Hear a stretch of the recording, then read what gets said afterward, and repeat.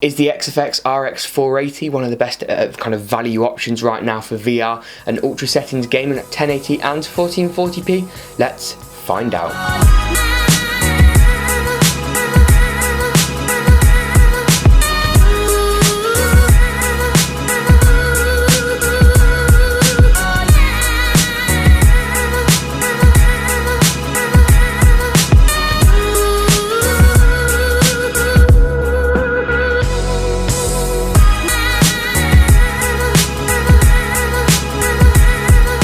You may remember a little while back I reviewed the 470, XFX RX 470, the little brother to this card with removable fans. Now XFX sent over some of their LED replaceable fans that can be put in place of these plain black ones, as you can see on your screen now.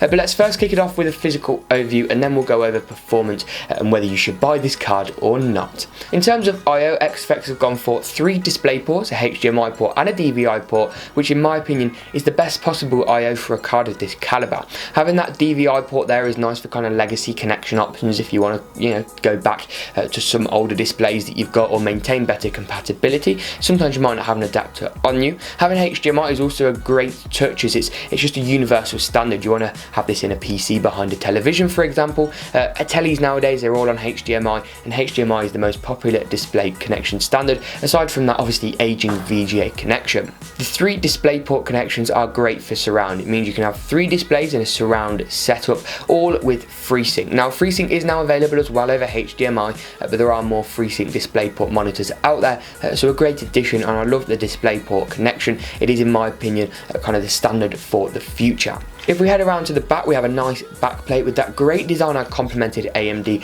and XFX on last time. It's essentially a scaled up design from their RX 470 card, something I really don't mind because the design is just great. You can of course see our 4 screws here where our GPU is, and it's nice to see that the backplate carries all the way across the card because XFX in the past have known to actually cut it short when it's not necessarily needed for strength and rigidity. Now in terms of GPU cooling, XFX have actually done something slightly different here. The fans are normal, they've got the glossy blades, the logo in the middle, relatively quite nice actually, and can be replaced of course. But the thing that's actually slightly different is the fact that on the heatsink, rather than having heat pipes sticking out the top of the card, which is for 2 reasons. The first, to kind of transfer heat across the heatsink for better cooling, and secondly aesthetically, as I showed in my Asus RX 470 review. This doesn't have any copper heat pipes coming out the top of the card. It doesn't have any copper heat pipes coming straight from the GPU chip either. Instead, the heatsink makes direct contact with the XFX with the AMD RX 480 GPU in there, and there's actually heat pipes running throughout the heatsink to allow for spread of heat. Quite which system works better, I don't know. The RX 470 temperatures across my Asus and my XFX card were very, very similar, so there's no tangible difference there, but it does allow for better clearance if you are in a very, very tight enclosure, such as Fractal Design's Node 202.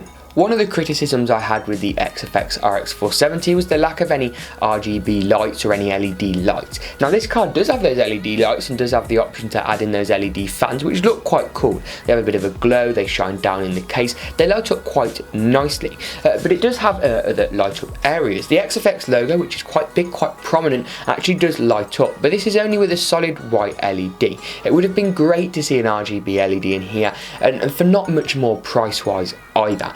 It evenly illuminates, it looks quite nice as well, and personally I like that white LED look.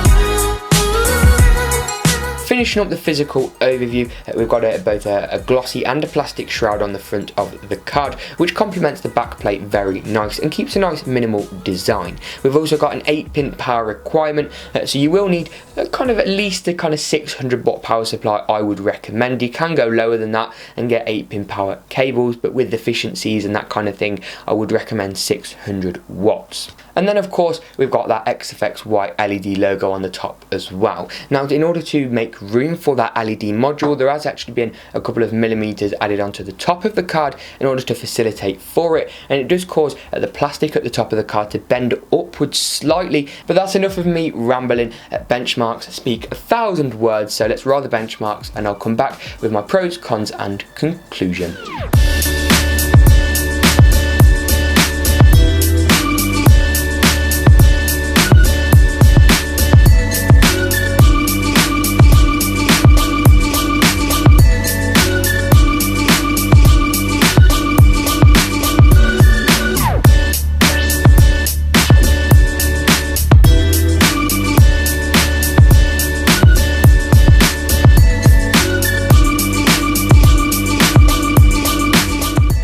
saw there, the benchmark numbers were impressive. At 1080 and 1440p, this card is a sweet spot, but if you did want to pop up to 4K, the 1070 is more your option from Nvidia. This card's also a capable card at VR, providing you have a CPU powerful enough, and is certainly quite a balanced kind of entry-level option, if you will, and it definitely makes great frame rates affordable to quite a lot of people. But what do I think of this card?